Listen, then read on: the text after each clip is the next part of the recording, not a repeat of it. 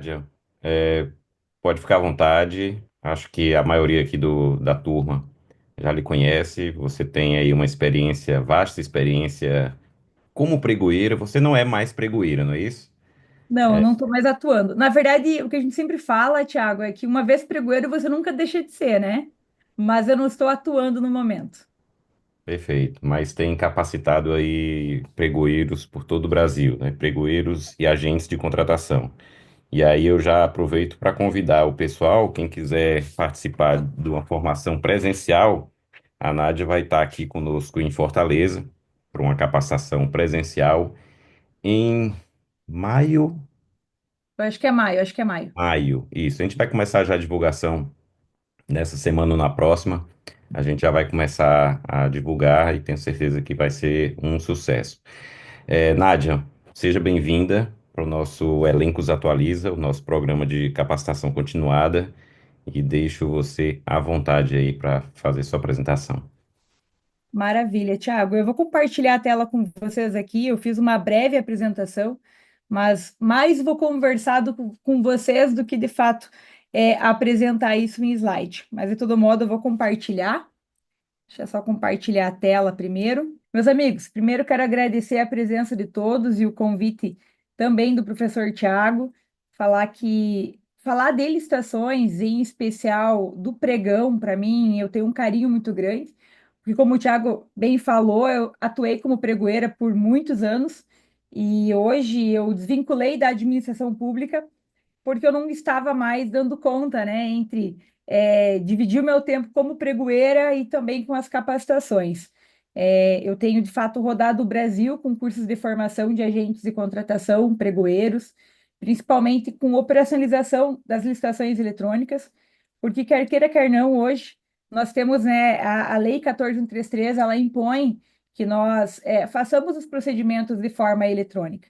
Então, o que a gente observa é que muitos municípios, né, câmaras de vereadores, em especial órgãos de pequeno porte, ou nem tão de pequeno porte, mas órgãos que não são da esfera necessariamente federais, eles acabaram por agora, muitos deles, se adaptar a esse procedimento. Então, de fato, é uma necessidade que nós temos hoje de capacitação e também de entender, compreender o que a legislação fala em relação ao pregão, o que os regulamentos tratam sobre, não só o regulamento da União, né, mas os próprios regulamentos editados pelos órgãos. E o que a gente tem visto, na grande maioria, é uma cópia dos regulamentos federais, contudo, com algumas adaptações em algum deles, outros não, mas o procedimento em si, da modalidade, em especial o pregão, ele vai seguir o mesmo, independente do órgão que tenha atuado com essa modalidade, tá? Então, trazendo a vocês até inicialmente, eu sempre gosto de citar, pelo menos de forma razoável, quais são os regulamentos hoje editados pela União e que têm uma certa importância para o procedimento do pregão. Porque não basta só nós estarmos atualizados em relação a um regulamento que fala sobre a modalidade em si, mas todos os que vêm até mesmo na fase preparatória, né? Então, hoje a União ela tem inúmeros regulamentos editados, mas quando a gente está falando com o pregoeiro, com a agente de contratação, é muito importante que ele também tenha conhecimento desses demais regulamentos, né? Então, em tela, vocês podem observar que a União tem regulamento de pesquisa de preços, dispensa eletrônica, que inclusive é o que a gente chama de mini pregão, que é um procedimento muito similar ao pregão, e que, inclusive, tenho visto muitos órgãos de pequeno porte utilizando a dispensa eletrônica e muitas vezes não de forma que deveria, né? Eu já aproveito para dar a minha opinião em relação a isso.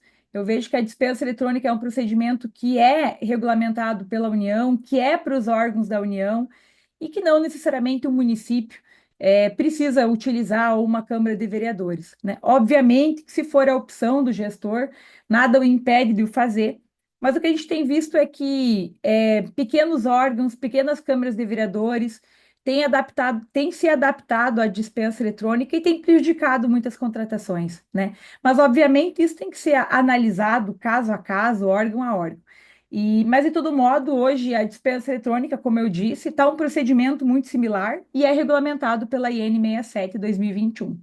Nós temos ainda entre os regulamentos estudo preliminar, estudo técnico preliminar, né, termo de referência, e técnica e preço, melhor técnica com tudo artístico, enfim, tem vários regulamentos, e dentre eles nós temos o regulamento hoje que trata da modalidade pregão, mas não que necessariamente um decreto ou uma instrução do pregão necessariamente, que é hoje a Instrução Normativa 73/2022. E essa instrução normativa, que trata do critério de julgamento menor preço, maior desconto, eu costumo falar que é um manual do pregão, tá? Porque a lei propriamente dita, ela não trata dos quesitos operacionais, né? Prazos de solicitação, ou até mesmo a forma de realização disso dentro de uma plataforma, em se tratando da modalidade pregão na sua forma eletrônica. E a IN 73, ela traz esse rito. Ela traz o rito tanto do pregão como também da concorrência, né? No que tange o critério de julgamento menor preço, maior desconto, que inclusive, tanto pregão como concorrência, pela própria Lei 14.133, eles tratam que o procedimento é o mesmo, né? Então, quando a gente está conduzindo um pregão ou conduzindo uma concorrência de critério de julgamento menor preço ou maior desconto, a condução do agente que está ali vai ser absolutamente a mesma, pessoal. Então, obviamente que o que vai mudar, eu já vou trazer algumas diferenças entre o pregão e a concorrência, mas na condução em si vai ser o mesmo procedimento. O que a lei trata sobre a distinção entre um ou outro é, claro, o objeto, né? Então, bens e serviços comuns de engenharia, pregão, obras, serviços especiais de engenharia, trata-se com a concorrência, né? Serviços comuns de engenharia também seria possível por concorrência, segundo lei. Mas uma questão que é importante mencionar, meus amigos, é que não há possibilidade hoje de o pregão, em especial, ser realizado sem fase de lances, tá? Porque a própria lei, lá no artigo 56, veda, né, quando utilizado o critério menor preço ou maior desconto, a utilização do modo de disputa fechado, que seria o formato sem lances, né? Então, todo e qualquer pregão hoje, seja ele eletrônico, seja ele presencial, vai ter que ter obrigatoriamente lances, tá? Do mesmo modo, uma concorrência de menor preço ou maior desconto, lances também, tá? E aí, até para trazer aqui, alinhar com vocês essas principais diferenças entre as duas modalidades, e seria importante até para entender o pregão, é que hoje, primeiro, prazo de publicidade, tá? Então, em se tratando em especial de uma concorrência, seja uma obra ou um serviço especial de engenharia, vai ter um prazo distinto, né, de um pregão, tá? Então, os prazos de publicidade se diferem em alguns casos, tá? Ainda, o agente responsável, tá? Porque ao pregão cabe a condução pelo pregoeiro e a concorrência pelo agente de contratação, tá? Então, são conduções de agentes responsáveis distintos, apesar de que hoje a grande maioria dos órgãos acabam que o pregoeiro vai ser pregoeiro quando conduz um pregão e vai ser o agente de contratação quando conduz uma outra modalidade, sendo a mesma pessoa, né? Então, não há uma vedação na lei em que você tenha que designar, né, agentes responsáveis distintos para a condução dessas duas modalidades, tá? Ainda o cabimento, como eu falei anteriormente, né? Pregão para bens e serviços comuns, concorrência para obras e serviços especiais de engenharia, tá? E por fim, o critério de julgamento, né? Apesar de a concorrência e o pregão poderem ambas serem por menor preço ou maior desconto, a concorrência, por sua vez, também pode ser adotado outros critérios, né? Então, pode-se adotar técnica e preço, melhor técnica com tudo artístico, maior retorno econômico, enfim, são critérios distintos que a lei dispõe e que pode ser através de uma concorrência, mas não podem por pregão, né? Que pregão é menor preço, maior desconto, certo? Como ambas as modalidades têm o mesmo procedimento, esse procedimento em si, ele está descrito lá no artigo 17 da lei, né, meus amigos, que são as fases que devem se seguir em sequência, né? Então, inclusive, nesse ponto, eu quero destacar que as fases, elas são distintas e elas devem ser respeitadas nessa ordem, tá? E eu já falo isso, meus amigos. Claro, há a possibilidade de inversão de fases, já vou falar sobre isso. Mas eu falo isso porque eu tenho observado em muitos pregões os pregoeiros confundindo as fases, né? Que, por exemplo, nós iniciamos o nosso procedimento com a fase preparatória, né? Concluída a fase preparatória, nós seguimos para a divulgação do edital. Após isso, tem-se ali o prazo, né, de impugnações, pedidos de esclarecimento, e na sequência, a apresentação de propostas pelas empresas, tá? A fase competitiva, se for o caso, né? No caso do pregão, sempre vai haver a fase de lances, e posterior a ela o julgamento, né? E só após o julgamento é que se tem a habilitação, tá? E o que eu tenho observado, meus amigos, é que em alguns casos se tem misturado essas duas fases, tá? Tanto a de julgamento com a da habilitação, ou seja, o pregoeiro realizando isso no mesmo momento, que é algo, por exemplo, que a IN 73 não dispõe, né? Ela separa essas fases. Mas não só a IN, eu vejo que o procedimento em si deve ser conduzido com as fases respeitadas, né? Mas eu já já vou falar sobre isso também, tá? Após a habilitação, então, se tem a fase recursal e a homologação, né? Então, são as fases hoje em sequência que o pregão segue, né? E como eu falei anteriormente, nós temos a possibilidade da inversão de fases, inclusive no pregão, algo que não era previsto na lei anterior, que é a 10.520, que era a lei do pregão, mas que a nova lei prevê, né? Seria anteceder a habilitação, né? Então, antes de realizar a fase competitiva, ser feito ali a análise habilitatória das empresas, para que posteriormente aquelas habilitadas pudessem então seguir para a fase de lances e depois concluísse com o julgamento, que seria a inversão delas. Contudo, para que se inverta fases, primeiro, a própria lei, como vocês podem ver em tela, trata que é necessário você deixar no processo, né, motivar, e colocar os benefícios decorrentes dessa inversão e, obviamente, né, meus amigos, colocar isso no edital, né? Até porque não tem como você alterar o procedimento sem que você coloque isso de forma expressa no edital. Contudo, meus amigos, apesar de a lei tratar dessa possibilidade de inversão, as plataformas eletrônicas hoje, meus amigos, não estão adaptadas a isso, tá? E eu falo em especial a plataforma do governo federal, e é o portal de compras do governo federal, que é o Compras.gov.br. Há uma discussão em relação à impossibilidade a priori dessa inversão, até por conta da hoje, IN 73, tratar de duas fases de intenção de recurso. Tá? Então, o pregão hoje, em especial no sistema do governo federal, ele vai possuir duas fases de intenção. E é sempre bom separar a intenção de recurso do recurso propriamente dito, né? Então, seriam dois momentos para a manifestação do, entre aspas, desgosto do licitante em relação ao julgamento de uma proposta ou à habilitação de uma empresa, e por conta dessas duas fases de intenção, é que se tem aí essa, por hora, não digo impossibilidade, mas eles ainda não adaptaram o sistema. Porque sabemos que a partir do momento que o sistema for adaptado, ele passará a ser utilizado e, a princípio, o que se vê pode ser uma problemática em alguns casos, né? Porque a IN 73, seria a instrução normativa que trata sobre a modalidade pregão, ela dispõe que só vai, no caso de uma inversão de fases, né, só vai para a etapa de lances quem estiver devidamente habilitado. Então, se eu tenho ali 6 empresas, por exemplo, participando, e eu inicio com a avaliação da habilitação de todas, tá?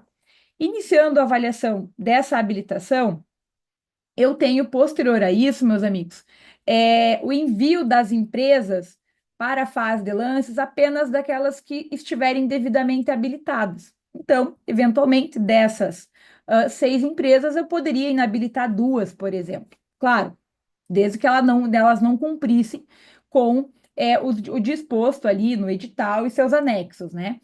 E inabilitando elas, elas têm o direito de recorrer, né? E nesse caso seria a intenção de recurso em relação à habilitação. E no caso, a inabilitação delas, né? E se elas manifestam essa intenção de recurso, como a nova lei trata de fase de apreciação do recurso em fase única, não haveria, né, um momento para que se tivesse a apresentação dos recursos antes da fase de lances. Então, só iria para a fase de lances quem estava habilitado e quem manifestou a intenção não iria, né? Ficaria com apenas a intenção. E com isso, né, no exemplo que eu dei, iriam 4 empresas. Essas 4 empresas iriam disputar os lances, teria posteriormente o julgamento da melhor colocada e o aceite da proposta de uma delas, né? E só depois desse julgamento é que nós teríamos a apresentação da peça em si recursal, de uma intenção, por exemplo, de uma inabilitação lá atrás, tá? E aí, se eventualmente esse recurso ele for procedente, né, nós teríamos um problema pela impossibilidade de retorno, né, ou de inclusão dessas empresas posteriormente a isso, tá? Então, esse é o entendimento e essa é a dificuldade hoje que, por exemplo, a Delog, né, com o SEGES, tem para se implantar a inversão de fases. Claro, isso tudo é uma suposição, né? Poderia o procedimento correr normalmente, enfim. De todo modo, para que se tenha uma conclusão de como ficaria isso diante de uma licitação eletrônica, meus amigos, nós precisamos aguardar os sistemas se adaptarem, né, para verificar como que isso ficaria na prática, tá? Então, hoje nós temos algumas teorias, algumas opiniões, mas a inversão da licitação eletrônica em si, nós não conseguimos operacionalizar hoje na prática, tá? Mas eu creio que nós tenhamos isso e espero também nos próximos meses, né? Então, assim que isso surgir, certamente todos ficarão sabendo, porque é uma das perguntas que eu mais recebo, tá? Posso inverter fases no pregão hoje? E a priori, ao menos na plataforma do governo federal e algumas outras que eu conheço, que são plataformas privadas, não possui. Inclusive, se alguém aqui tiver conhecimento de alguma plataforma privada que seu órgão utiliza, né? Ou eventualmente que alguém utilize, fale para nós que a gente vai avaliar também, até para verificar como que isso está funcionando nessas plataformas. Tranquilo, meus amigos? E aí, agora, falando especificamente sobre o procedimento, né, do pregão em si, quero trazer para vocês aqui o fluxo da fase externa. E eu incluí a concorrência, meus amigos, porque, como eu disse lá no início, em se tratando em especial do menor preço, maior desconto, o procedimento será o mesmo, tá? E em relação a esse fluxo, pessoal, eu até coloquei esse slide sobre os prazos de publicação, porque inicia-se, inclusive, o próprio trabalho do pregoeiro, né? Após já concluída a fase preparatória, ou seja, um edital já pronto. Ok, sabemos que muitos pregoeiros confeccionam os editais, né? Então, isso não é nenhum segredo, e, inclusive, não vejo como algo irregular de forma alguma. O próprio decreto federal hoje de agente de contratação trata que preferencialmente o agente de contratação não vai confeccionar o edital, mas não que necessariamente ele não o faça, né? Porque sabendo da realidade, principalmente dos pequenos órgãos, a gente vê que não seria inviável eles terem servidores ou um departamento específico só para elaboração de edital. De todo modo, meus amigos, o artigo 55 da lei trata dos prazos para que nós possamos divulgar os nossos editais, tá? Em especial do pregão, para que as empresas, então, interessadas possam cadastrar suas propostas. A lei não fala em prazo por modalidade, tá? Então, ela não trata por modalidade. Ela trata por objeto e por critério de julgamento. Contudo, eu fiz uma separação aqui no slide por modalidade, tá? Porque você subentende-se pelo objeto e pelo critério de julgamento a qual modalidade caberia, tá? Mas a lei, ela não trata de modalidade nos prazos, certo? E aí, meus amigos, do pregão, o que o artigo 55 fala é que o prazo para publicação de um edital para aquisição de bens é 8 dias úteis e para serviço, 10 dias úteis, tá? O leilão que utiliza-se do maior lance, nesse caso, 15 dias, tá? O concurso seriam 35 dias, a concorrência teriam diversos prazos, como eu já falei, né? Principalmente no que tange aí obras e serviços de engenharia, será 25 dias, né? Se for uma obra comum, 10 dias. Então, vão ter prazos aí distintos, mas são vários deles, tá?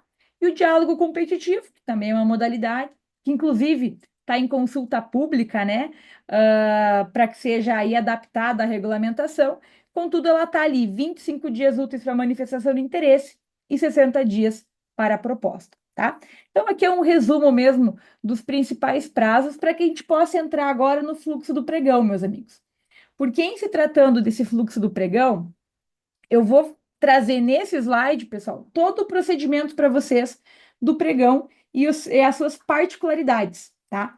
Que nós iniciamos com o quê? Com a publicação dele, né? Então, todo o edital de pregão vai ter que ser publicado nos prazos que eu já falei para vocês: 8 dias para bens, 10 dias para serviço, sempre prazos úteis.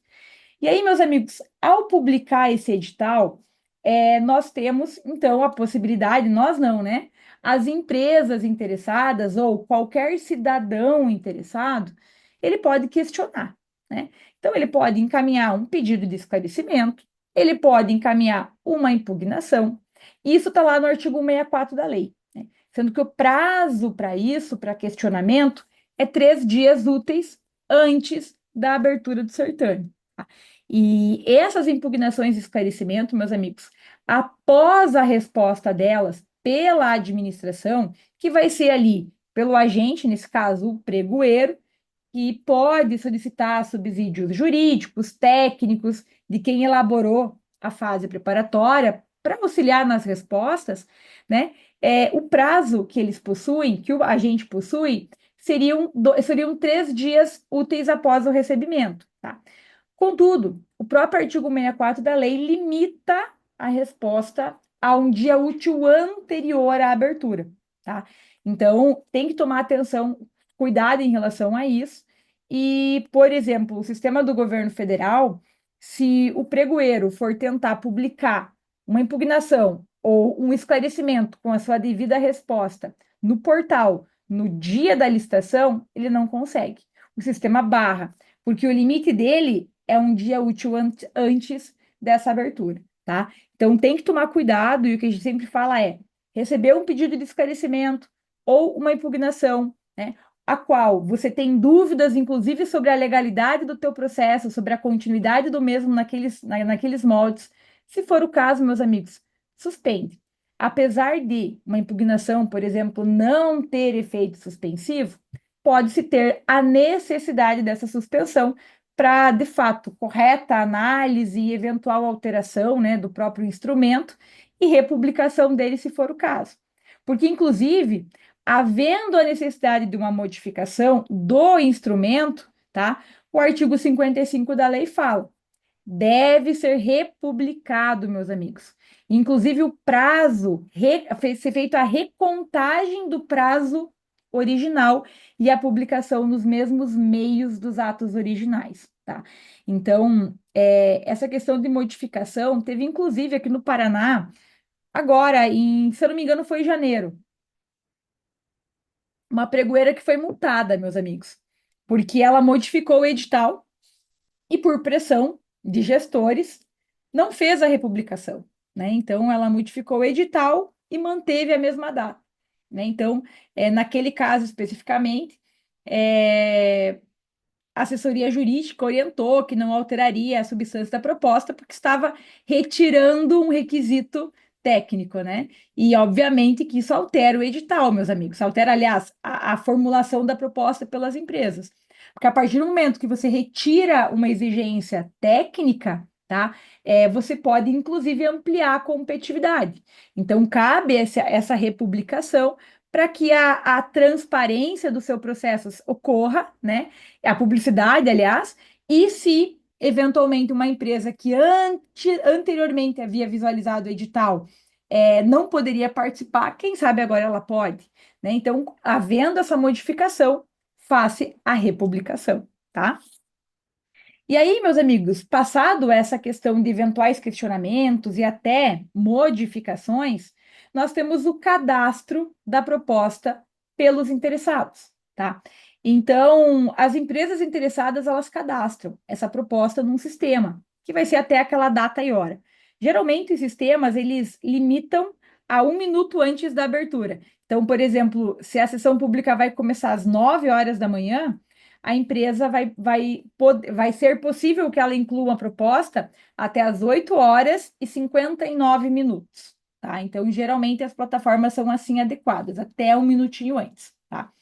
E hoje já não se exige mais, pessoal, que no ato do cadastro da proposta, a empresa já encaminhe documentação habilitatória, porque a lei trata que a habilitação será exigida apenas do vencedor, tá?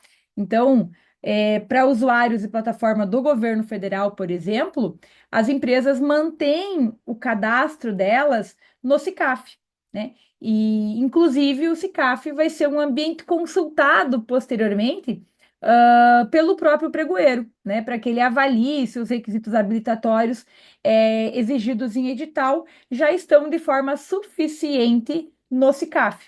E estando, inclusive, não haveria necessidade nem tampouco de uma exigência de apresentação dessa habilitação, porque já é uma forma de comprovação, estando ali a documentação disposta, tá? Então, as empresas cadastram, elas não precisam anexar nenhum arquivo, como eu falei, mas vai depender da plataforma, tá? Então, tem algumas plataformas que até exigem, mas eu entendo que o correto não seria. Seria você apenas solicitar que a empresa fizesse o cadastro na própria plataforma, né? Onde ela coloca o valor inicial da proposta dela, coloca marca, modelo, se for o caso de um produto, né? E quando é o caso de serviço, já não dispõe de nenhuma informação além do preço, tá? E feito esse cadastro de proposta, meus amigos, nós vamos para a próxima etapa, que seria a abertura da sessão pública, tá?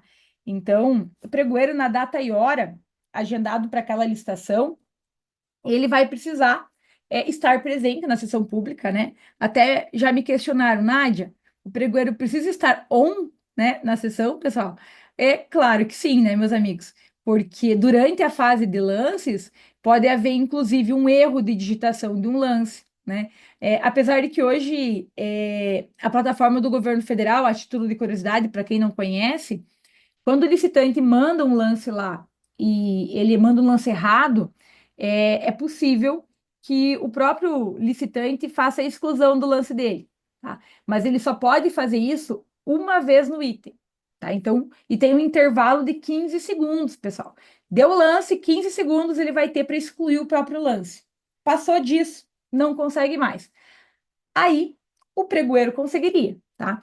Então, se o pregoeiro visualiza que aquele lance, ou até mesmo aquela proposta cadastrada inicialmente, possa frustrar, fracassar, ou até mesmo comprometer o caráter competitivo, a Instrução Normativa 73, lá no artigo 21, salvo engano, no parágrafo quarto, salvo engano, no parágrafo quarto, trata que o pregoeiro pode realizar essa exclusão, né? Então, tanto de uma proposta como de um lance que possa ali até mesmo frustrar ou comprometer o caráter competitivo. E a gente sempre pede uma atenção do pregoeiro, porque muitos acham que, pelo valor parecer inexequível, né, ele vai lá e descarta uma proposta, né, ou até mesmo um lance da empresa. E lembrando que o Tribunal de Contas da União, ele tem inúmeros julgados. 2024, eu vi hoje, essa semana também, um outro julgado 2025, que tratam sobre a questão da inexecuibilidade ela ser relativa e não absoluta, né? Então, sempre haverá ali a necessidade de solicitar a comprovação daquela eventual execuibilidade, né? Ou inexecuibilidade. Então, tem que ter uma atenção. Eu costumo sempre falar o quê? Pregoeiros, durante a fase de lances, só excluam se você observar que é um erro de digitação, né? E pregoeiro tem o feeling disso, ele consegue visualizar que é um erro de digitação, né? Eu costumo dar o exemplo do 880, né? Então, havendo ali essa inconsistência no lance, você exclui. tá? E vale destacar, meus amigos, que no que tange essa fase de disputa, ela vai ocorrer de acordo com alguns modos de disputa, tá? Então, o modo de disputa, ele já vai ser escolhido no edital, tá? Então, o edital já vai tratar se o pregão vai ser modo aberto e isolado, se ele vai ser aberto e fechado, ou se ele será fechado e aberto. Esses três modos de disputa que eu acabei de falar são os possíveis para o pregão, tá? Então, o modo aberto seria aquele de lances públicos e sucessivos, que vai transcorrer no prazo de 10 minutos, e ao final dele, se houver o envio de lances nos últimos 2 minutos, o item ele vai prorrogando, né? Então ele vai reiniciando os 2 minutos. E só para quando não houver lances pelo um período de 2 minutos. Já o modo aberto e fechado, ele tem duas etapas, né? Então ele começa com a etapa aberta, vai todo mundo para lance, gente, não fica ninguém de fora, todo mundo.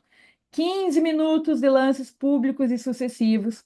E ao término desse prazo, inicia-se o que a gente chama de etapa aleatória, né?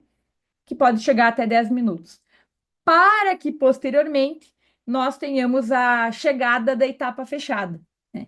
Que muitas vezes não vai todo mundo, né? Vai o autor da melhor oferta, todos até 10% a ela. E não havendo no mínimo três propostas nessas condições, o sistema vai encaminhar o autor da melhor oferta e mais três, né? Pode ir até mais quatro, o autor da melhor oferta, o segundo colocado, se estiver dentro dos 10% do primeiro, e aí mais três, se for o caso. Então, assim, quem controla isso, pessoal, é o sistema, os sistemas, independente daquele que você utiliza. Só que uma atenção que eu peço sempre na utilização do modo aberto e fechado é que durante a etapa aberta tem que ter uma cautela sobre os eventuais erros de lance.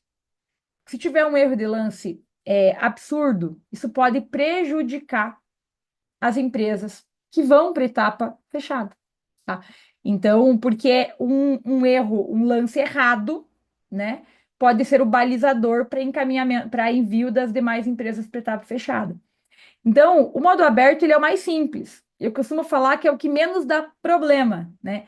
O maior problema do modo aberto hoje é que muitas vezes o item fica correndo o dia todo, né? Tem muitas empresas que contratam o que vocês costumam chamar de robô, né? E aí ele fica lá dando lance nos últimos 2 minutos, lance intermediário, vai, fica até. Eu já vi pregoeiro ficando aí até as 8 horas da noite com sessão correndo no modo aberto, né? E aí, o modo aberto e fechado, ele já não acontece isso, porque ele vai ter um prazo fixo. Contudo, o pregoeiro sempre precisa ter uma atenção maior, né? Justamente por conta desses detalhes que o modo aberto e fechado possui. E tem outros detalhes, tá, gente? A gente não vai conseguir entrar aqui nas minúcias, mas tem outros detalhes. Então, sempre tem que ter mais atenção no modo aberto e fechado, tá? E aí tem o novo modo de disputa, que seria o fechado e aberto, né? Novo entre aspas, porque ele já é um velho conhecido dos pregoeiros raízes, né? Eu sou uma dessas, tá, gente? Quando eu comecei a atuar como pregoeira, isso lá em 2010, eu era pregoeira presencial. Então, nós fazíamos poucos pregões eletrônicos na época. Eu já tinha, tá? Então, eu trabalhava num órgão municipal e já nós, quando eu entrei na prefeitura, nós já tínhamos pregão eletrônico. Mas a grande maioria era presencial. E esse modo de disputa, que é o fechado e aberto, ele é a representação hoje do pregão presencial, né? Porque ele inverte a fase do aberto e fechado, que ele vai começar com as etapas fechadas, com as propostas, aliás, fechadas, e só vai para a etapa aberta a melhor proposta, todos até 10%, né? E não havendo no mínimo três, vai as três melhores propostas. Na verdade, o sistema manda a melhor proposta e mais três, e as empatadas delas também, tá? E aí o que acontece? O fechado e aberto, ele eventualmente não vai todo mundo para lance, gente. Porque ele vai ter o que a gente chama de nota de corte antes, né, na etapa fechada. Então ele vai avaliar quem são as empresas de acordo com o lance delas com a proposta, perdão, com a proposta delas, e vai ter o envio das empresas classificadas para a etapa aberta. E a etapa aberta, desse modo, né, que é o fechado e aberto, é igual aquele modo só aberto, né? 10 minutos de lance, nos últimos dois, havendo novos lances, ele vai prorrogando. Então, eu costumo falar, gente, que o modo aberto e o modo fechado e aberto são praticamente iguais. O que muda é que no modo isolado aberto, vai todo mundo para lance. E o fechado e aberto, eventualmente não, tá? Por conta do valor das propostas, né? Então vai ter que ter essa classificação. É similar, como eu falei, ao pregão presencial da 10.520, né? Não sei se tem aqui na sala pregoeiros que fizeram pregões presenciais. Se tiver, até gostaria que se manifestasse. Se tiver alguém que trabalhava com pregão presencial, né? Eu estava num curso essa semana e aí falei de carta convite, falei que tudo isso eu fiz, né? E aí os alunos mais novos, né, que iniciaram agora, falavam, mas professor, o que que é uma carta convite, né? Então, que de fato já há muitos anos não se faz mais carta convite. Eu acho que a última que eu fiz foi 2017, se eu não me engano, foi por aí, assim, que o meu órgão fez. Mas até então, gente, era só carta convite, eram 500 cartas convites por ano. Era assim, precisa de um copo, faz uma carta convite. Precisa de um ar-condicionado, faz uma carta convite. E assim a gente ia, né? E era um processo simplificado, mas assim, bom, mas o que quem desvirtuou a carta convite foi a própria administração, né? Enfim, era uma boa modalidade, mas a gente acaba conseguiu, o brasileiro conseguiu estragar com o negócio, né? E aí depois tribunais já não viam como algo favorável, enfim. De todo modo, meus amigos, voltando aqui ao nosso esqueminha do fluxo, falado sobre esses modos de disputa, né? O que a IN 73 também trata, meus amigos, é que quando se tem o início da fase de lances, a abertura ela sempre vai ser automática. Então, hoje, né, não se precisa, não se tem mais a necessidade, pessoal, de fazer a análise de propostas antes da abertura da sessão, porque você só vai analisar a proposta depois no julgamento, que seria a etapa em que nós vamos verificar a conformidade da proposta, tá? Então, nesse momento, o pregoeiro vai receber, vai verificar quem ganhou, né? Quem foi o inicialmente vencedor, vai avaliar, se for o caso de um produto, se o mesmo atende aos requisitos, né, dispostos no edital, inclusive em relação ao objeto e também ao preço, né? Pode-se ter ali diligências em relação a essa proposta, né? E a solicitação da proposta final, que a gente chama de proposta ajustada, tá? Hoje a IN 73 ela pede que essa proposta seja enviada em 2 horas, tá, gente? Então, 2 horas para o envio da proposta, no mínimo, tá? E pode-se ter outros prazos. Inclusive, gente, tem um acordo do Tribunal de Contas da União, já vou achar o número dele aqui.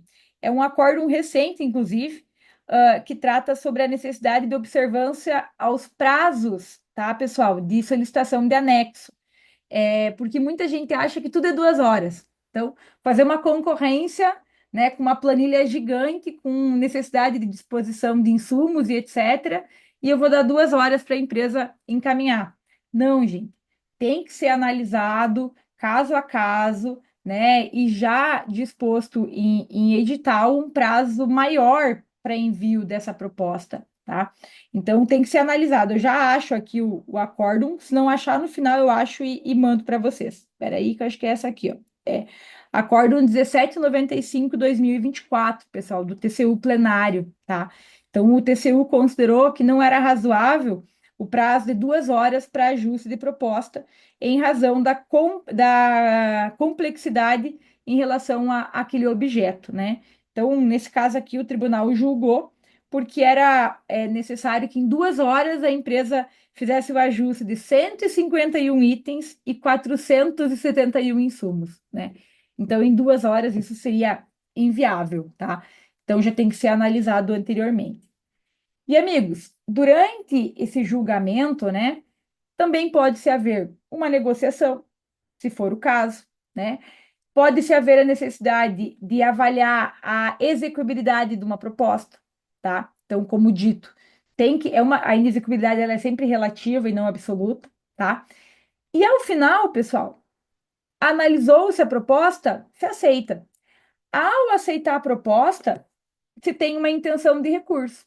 Então, em especial o sistema do governo federal, portal de compras públicas, por exemplo, que é um sistema privado também, Licitanet, também outro sistema privado, eles, pessoal, ao aceitar a proposta, vão iniciar um prazo de 10 minutos no mínimo, pode ser colocado um prazo maior, tá? Para manifestação da intenção de recurso, tá? Por parte de uma empresa que teve sua proposta recusada, ou porque ela está questionando o aceite da proposta do concorrente dela, tá? Então, abre-se esse prazo mínimo de 10 minutos, artigo 40 da IN 73, e há essa possibilidade da intenção. A nova lei, gente, ela não trata mais a necessidade de motivação da intenção de recurso.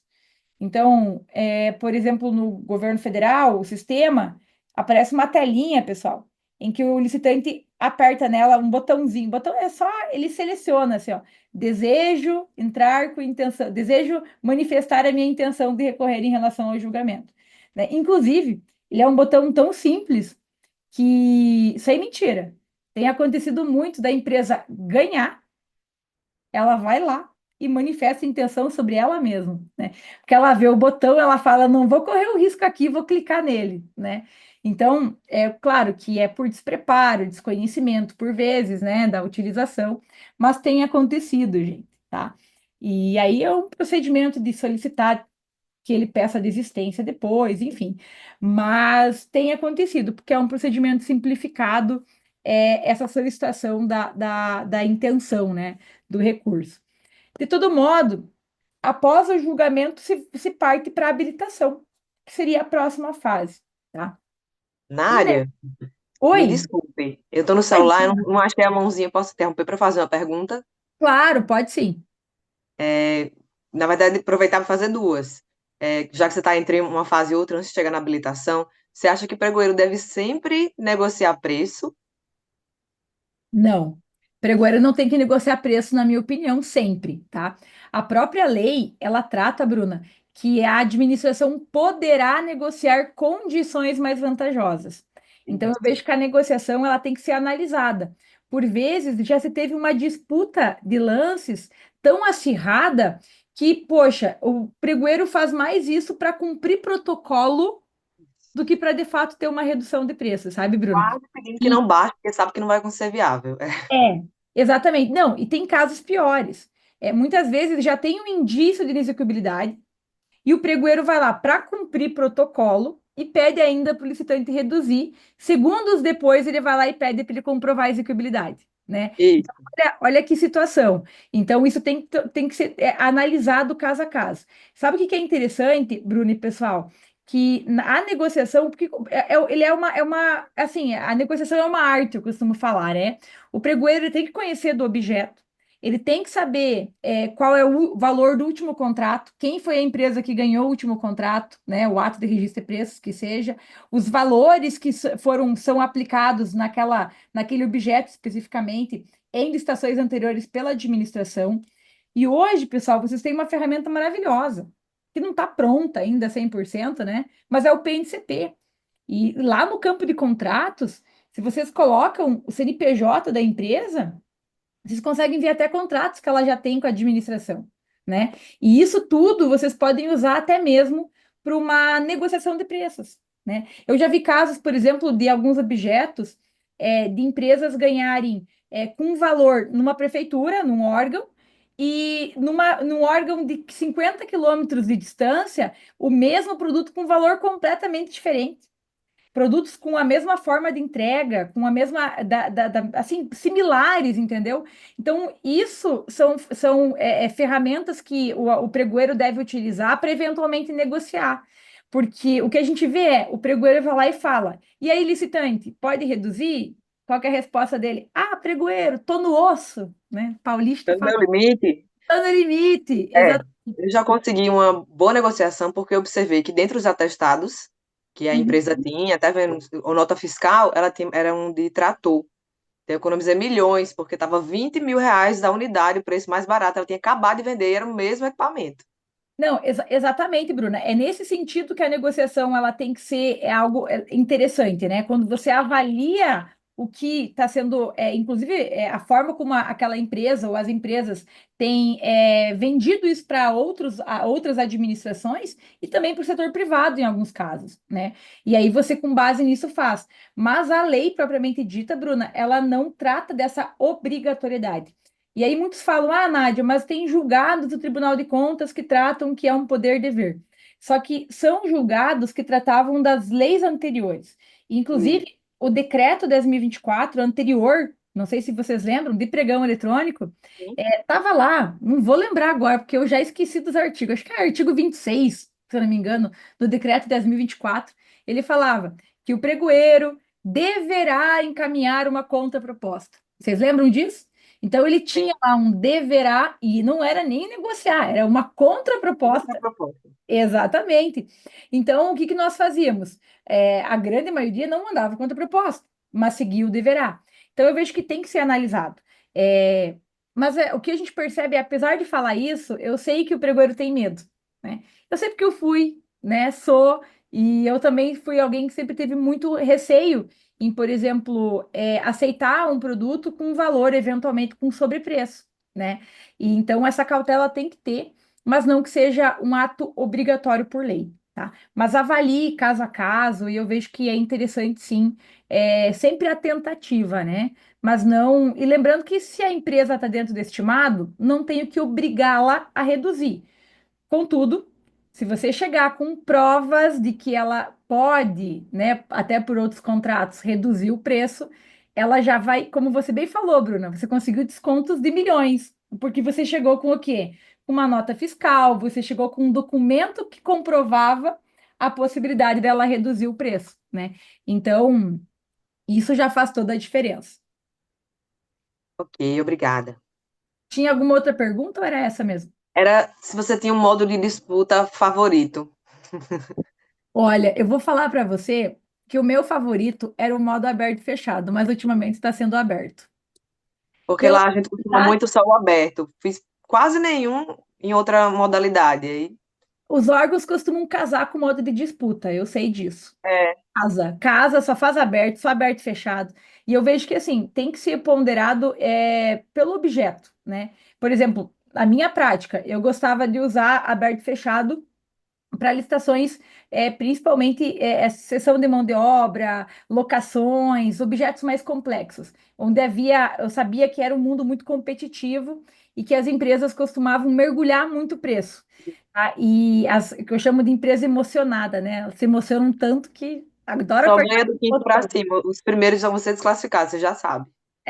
Então, o modo aberto e fechado, por ter etapa fechada e a etapa de sigilo, né, porque ninguém vê o lance de ninguém, então ela evitava que a empresa, como é o modo aberto, se deixasse induzir pelo lance do concorrente, né? Porque o modo aberto é isso. A empresa, não sei se vocês já viram o lado do fornecedor, mas eu até desisti de assessorar a empresa, tá? Eu tentei, mas eu desisti.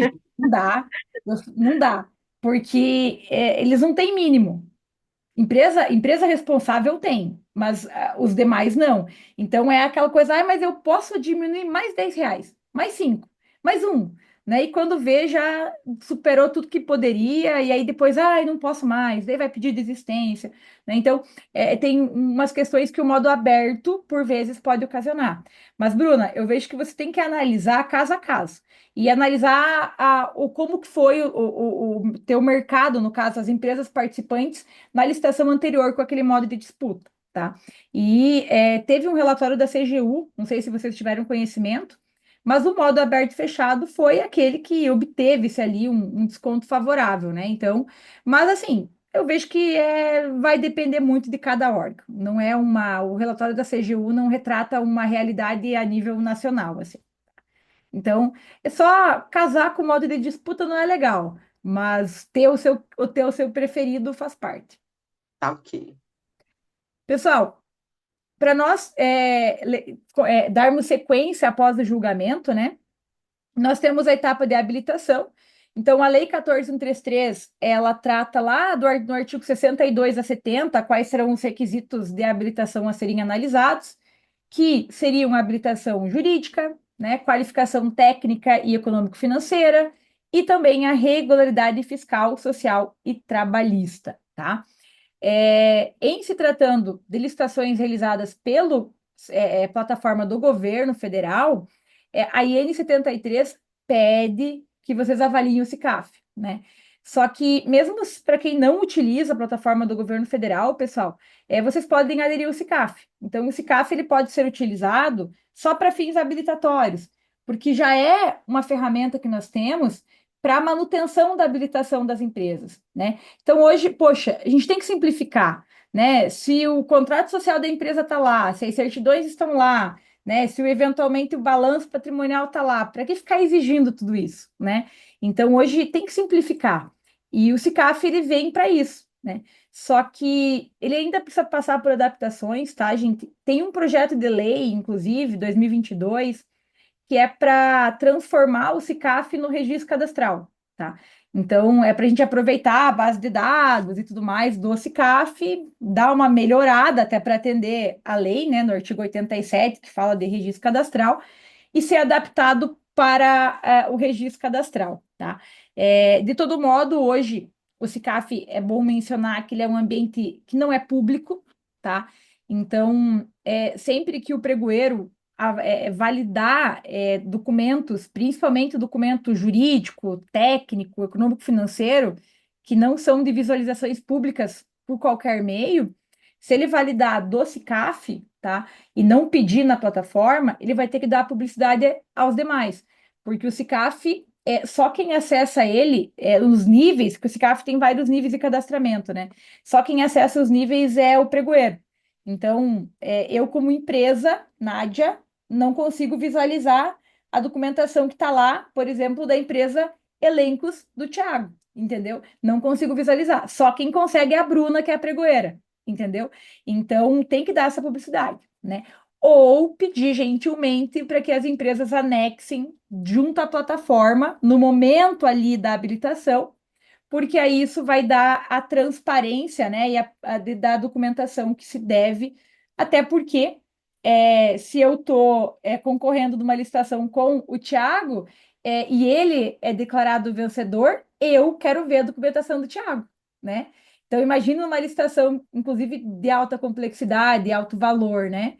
Então, a gente precisa dar essa transparência, né? Então, tem que tomar esse cuidado só, tá? E aí, amigos, finalizado o processo de habilitação, é que nós temos a fase recursal. Ah, detalhe, quando você habilitar as empresas, pessoal, no sistema, ele vai abrir um novo prazo de no mínimo 10 minutos de intenção de recurso, né? Lembram que eu falei que é faseado, né? Então, vai ter uma intenção de recurso após o julgamento, outra intenção de recurso após a habilitação. E aí, passado esse prazo de intenção da habilitação, é que se tem a fase recursal, caso haja manifestação de intenção em alguma das fases anteriores, né? E aí os prazos são os prazos de lei, né? Artigo 165 da lei. 3 dias úteis para apresentação da peça, caso haja intenção, seguidos de 3 dias úteis para a contrarrazão, e na decisão, a decisão inicial é do agente que conduziu, né? Então, seria um pregoeiro do agente de contratação, que também tem 3 dias. Só que é 3 dias e mais 10 dias, caso o recurso ele não seja procedente e seja encaminhado para a autoridade competente. Daí ele vai ter 10 dias. Então, no total, ali dão 13 dias, entre os 3 do pregoeiro e os 10 da autoridade. Lembrando que o prazo de decisão do recurso pela administração é considerado prazo impróprio, né? Então, obviamente que o ideal é que a administração o cumpra, mas, por exemplo, o próprio sistema, ele não fecha o campo de decisão. Por exemplo, para a empresa, se ela não anexar em 3 dias, acabou. Vai, preclui o prazo, né? Vai direto para a adjudicação já o item. Agora, a administração, se ela não responde nesses 13 dias, né? Que seriam os 3 do pregoeiro mais os 10, o sistema não fecha o campo para elas, né? Por ser considerado o prazo impróprio mesmo, tá? É, consegue antecipar. A Simone pediu se conseguir antecipar o prazo de intenção, recurso. Na verdade, o que você consegue antecipar, Simone, é o prazo de contrarrazão e depois o de decisão. Então, o que que acontece? Abrir 3 dias para a empresa apresentar o recurso. Abrir 3 dias. No primeiro dia que eu abri para ela já me apresenta a peça recursal. E só ela tem intenção, só ela manifestou intenção. Vai ter lá, pelo menos na plataforma do governo federal, tem um botãozinho de adiantar fase, tá? Isso porque a própria lei, artigo 165, parágrafo 4º, se eu não me engano, trata que a contrarrazão será a mesma do recurso, que é 3 dias, e será contada a partir da divulgação do recurso. Então, por exemplo, se ela apresentou já no primeiro dia, eu posso pegar e adiantar a fase, e aí eu já abro para contrarrazão. Então, eu ganho 2 dias aí, entendeu? E aí, se todos os participantes também manifestarem a contrarrazão, eu também posso fazer mais um adiantamento de fase, tá? E aí eu poderia adiantar. Mas eu só consigo adiantar essa contrarrazão se for o caso do recurso ter sido apresentado antes do prazo final, tá? Daí eu consigo. Aí, meus amigos, finalizada a fase recursal, nós temos posteriormente a adjudicação e homologação, se for o caso, né?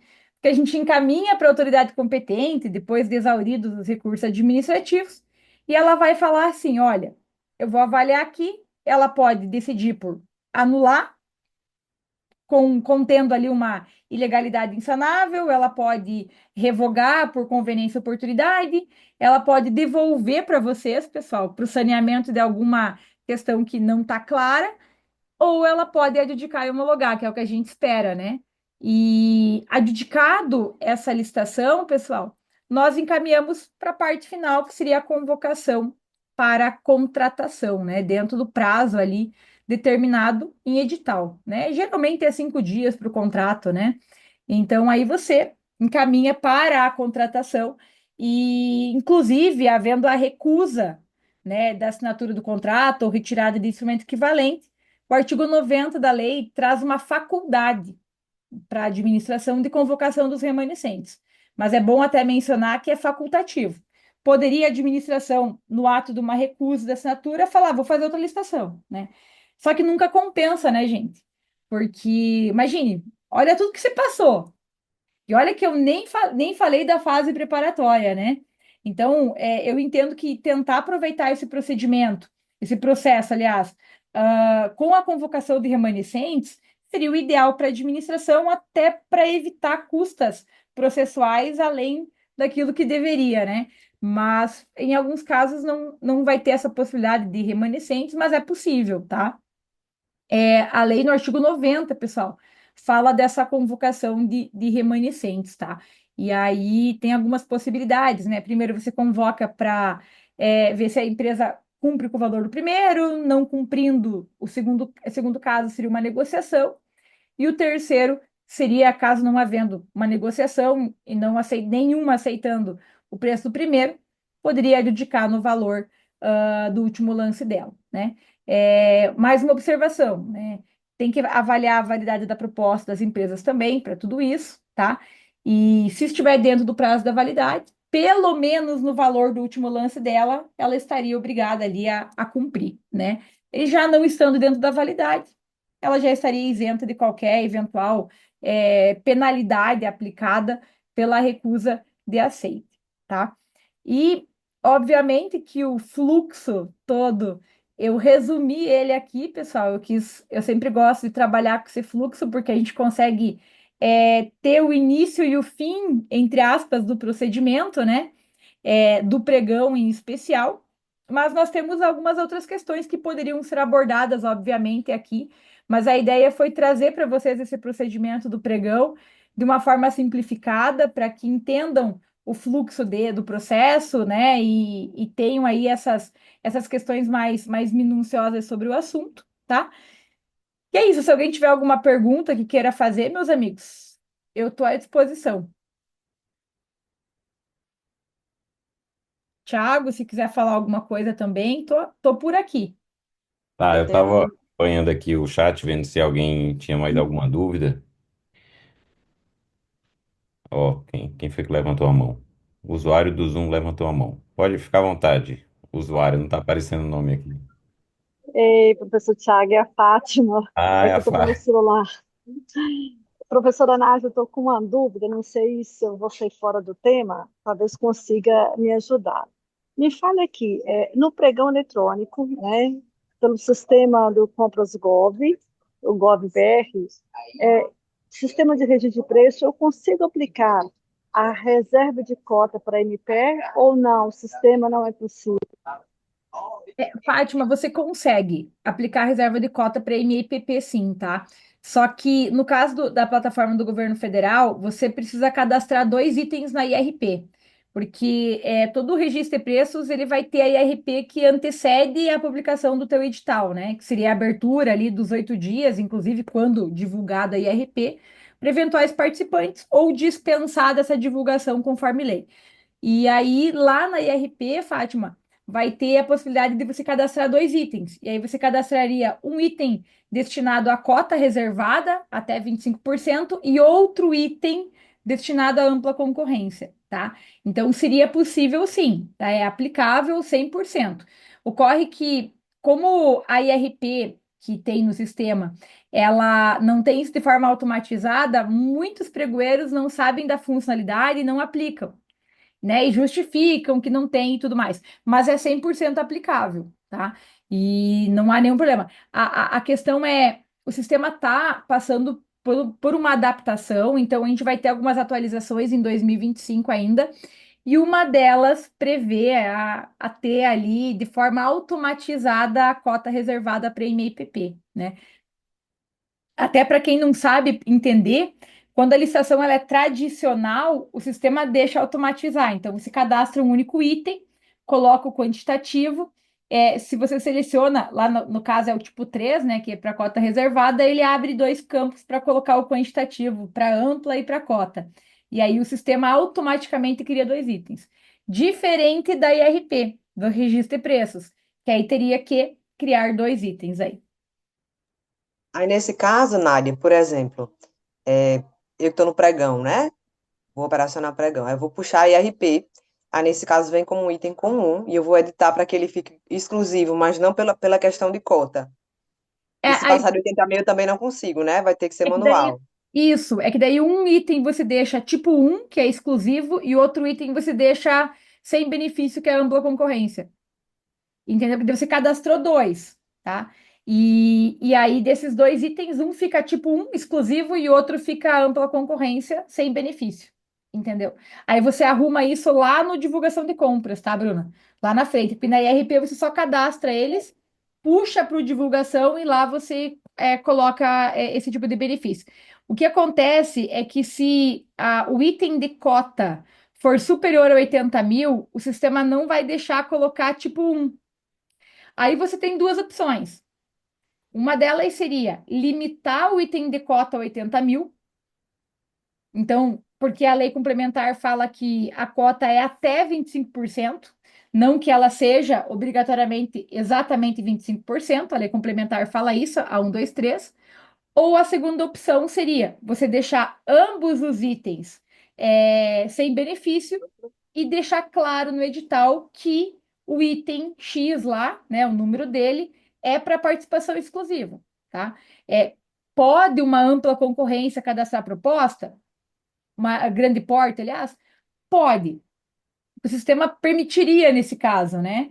Só que, poxa, se você deixar claro no edital isso, você limita lá. E se eventualmente ela participar e tudo mais, você vai desclassificar ela, e enfim, né? Mas não teria essa limitação. Então, você consegue fazer esses ajustes. Particularmente, eu prefiro limitar o item a 80 mil. tá? Particularmente, para deixar ele tipo Eu um. não tinha pensado nessa sugestão ainda, porque a gente É, já utilizava o compras, mas não utilizava ainda essa parte do gerenciamento e registro de preço. Então, aqui aham, no meu órgão, que é uma secretaria que faz registro de preço, a SEAD, a gente uhum, começou os primeiros agora, aí tá apanhando, né? Essa questão de cota que a gente usa muito. Não tinha pensado nessa questão de limitar. Inclusive, eu é, fico na dúvida ainda, por exemplo, quando eu puxo a IRP, eu consigo alterar o tipo de benefício. Eu consigo alterar algo mais, por exemplo, a quantidade do item? consegue. Você consegue alterar tudo. Você só não consegue alterar o catmate depois que você manda lá para ERP. Mas valor você consegue, quantidade você consegue, né? E aí consegue alterar tudo. Tudo que você manda para ERP você consegue, para Ah, divulgação de compras. ótimo. Tranquilo? A Simone perguntou sobre o cadastro reserva, tá? O sistema do compras só faz manualmente, tá, Simone? Ele não tem de forma automatizada. Também tá no planejamento de entrega deles lá. O que que acontece? Hoje tem que ser feito manual. Eu entendo que não é obrigatório, tá? O cadastro reserva. Contudo, eu vejo que é interessante, né? É interessante ter, até porque tá acontecendo muito cancelamento de ata de registro de preços, gente. Então, você fazer o cadastro reserva já é uma forma de você ter ali, né, alguns licitantes na tua prateleira para poder eventualmente entrar em contato com eles durante a execução ali ou eventualmente o cancelamento de uma ata, né? Então, hoje tem que ser manual. Uma sugestão, Simone, para fazer o cadastro reserva manual é você criar um Google Forms ou não sei qual que o teu órgão enfim, o que que vocês usam aí no órgão de vocês, mas, por exemplo, se você cria um Google Forms e antes de realizar a adjudicação e homologação da licitação, você manda lá no chat e aí você fala que as empresas têm o prazo. Você pode dar o prazo de 24, 48 horas para manifestarem o interesse em compor o cadastro reserva. Aí você pode criar o Google com forms com os números dos itens, né? E verificar se ele quer cadastrar reserva com o valor do último lance dele ou adequar o valor do primeiro colocado. Daí é uma forma de você criar, inclusive, uma planilha para isso, dados com data, hora de envio e tudo mais. Tem um pessoal que pede para mandar por e-mail, mas e-mail pode ir para spam, pode se perder. Então, assim, o Google Forms é isso, tá? Só via chat mesmo, a priori, tá, Simone? A priori, sim. Então, eu creio que em breve a gente vai ter uma adequação aí. Até cuidem essas atualizações que está tendo no sistema, que vai atualizando. Esse ano vai ter muita surpresa, gente. Vai ter bastante. Eu estava semana passada no MGI, tive o prazer lá de conversar com o diretor da Delog e vai ter bastante novidade esse ano aí. Espero que a Serpro consiga entregar tudo o que se tem aí de novidade, tá? Pessoal, quero antes de mais nada só agradecer e deixar uma frase final aqui, que não importa quantos passos você deu para trás, o importante é quantos passos agora vai dar para frente, né? Gosto muito dessa frase porque hoje principalmente quando a gente fala com pregoeiros, né? Nós que vivemos no medo, e a gente vive no medo porque está o nosso CPF ali, né, gente? Então, muitas vezes, nos pedem para fazer certas coisas contra a nossa própria vontade, e a gente, por ser submisso muitas vezes à gestão, a gente tem medo. E muitas vezes a gente erra, né? Erra porque não sabe, erra por desconhecimento. E não importa, né? A gente aprende com o erro. O que importa é a gente aprender daqui para frente e aprender com os erros, principalmente, tá? Então, quero agradecer, pessoal, a presença de vocês, esse tempinho que vocês tiraram, né? Hoje é quarta, né? Tô perdida. Quarta. Nessa quarta-feira à noite, eu deixo aqui o meu contato de e-mail e também meu Instagram, para quem não segue, né? Eu não publico tanta coisa como o Thiago lá, que está sempre abrindo caixinha, etc. Mas eu estou sempre tentando manter atualizado e publicando. Quero voltar a fazer uns vídeos aí. E eu trabalho muito com a questão do sistema, né? Como vocês observaram, porque hoje tem poucos perfis, inclusive de Instagram, que fomentam isso. E eu acho que é muito importante, porque é só a gente. Uma conversa aqui já surgiram quatro, cinco dúvidas, né? E principalmente de sistema. Então, é muito interessante que a gente que tem o conhecimento possa compartilhar, disseminar e melhorar as compras públicas e a vida de vocês também. Obrigada, gente. Obrigado, Nádia. Mas se eu tivesse rodando tanto o Brasil como você, eu também não teria tempo de abrir caixinha, não. Não teria a menor chance. Eu já tentei, mas não consigo, Thiago. Olha, eu falo que não dá, não dá conta. Aí Mas só a ainda título de sempre curiosidade. responde a gente, viu? Ainda responde quando a gente pergunta É, É, a- a- nas a- redes. mas eu confesso pra vocês, gente, que meu direct tá cheio, tá? Mas eu não consegui, eu não parei de uma viagem para outra. E aí, mas quando eu tenho tempo, eu paro e tento ajudar todo mundo aí, porque eu acho que nós precisamos, né? Quem tem conhecimento agora, auxiliar as pessoas que estão no dia a dia. Até porque eu já fui um de vocês, já tive muita dificuldade, então eu sempre gosto de ajudar, porque de fato ajuda, você vai ser ajudado, de uma forma ou outra. com certeza. Nádia, apenas a título de curiosidade, eu mandei aqui no chat uma conversa do meu irmão, que ele me mandou. Ele é licitante, né? Ele presta serviço também para a administração pública. Uhum. Ele me mandou essa mensagem aí com uma certa indignação por causa da proposta de negociação da pregoeira. Entendi. A pregoeira, ela disse o seguinte, ó, ela mandou essa mensagem padrão: senhor arrematante, por recomendação do acórdão tal do TCE do Ceará, em observância ao artigo 61 da Lei 14.133, a fim de que exista negociação com os licitantes vencedores, com o propósito de reduzir os valores a serem contratados no âmbito das contratações estaduais, solicito reduza sua oferta em 5%. Caso não seja possível, reduzir para um percentual menor ou justificar a impossibilidade. Caramba. E aí ele se sentiu um pouco pressionado, indignado. Eu digo, não, apenas explica que não tem mais como ofertar nenhum tipo de desconto, que já chegou no limite, né? Senão vai acabar se tornando inexequível, o que também Sim, é contra o objetivo da lei, né?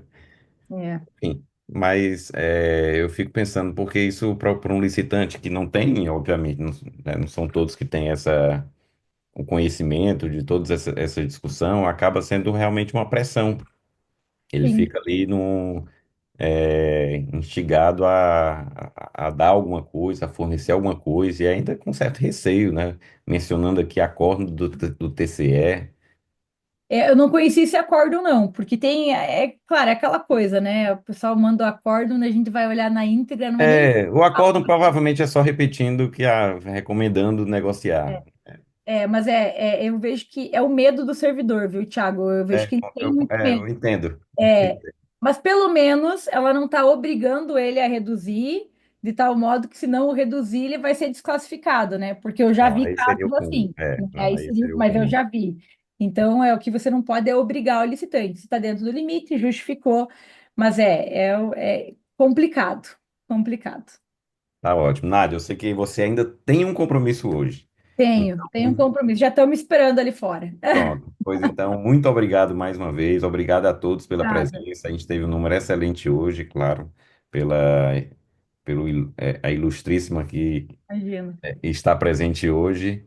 Mas muito obrigado. A gente não tem como agradecer aqui esse seu tempo aqui. Foi realmente muito produtivo para a gente. Para a gente ir para o carnaval tranquilo, que a gente já aprendeu um pouco mais sobre pregão. Tá ótimo. Gente, Obrigado. obrigada pela presença de vocês. Thiago, obrigada pelo convite. E um grande abraço a todos. Até logo. Tchau, tchau.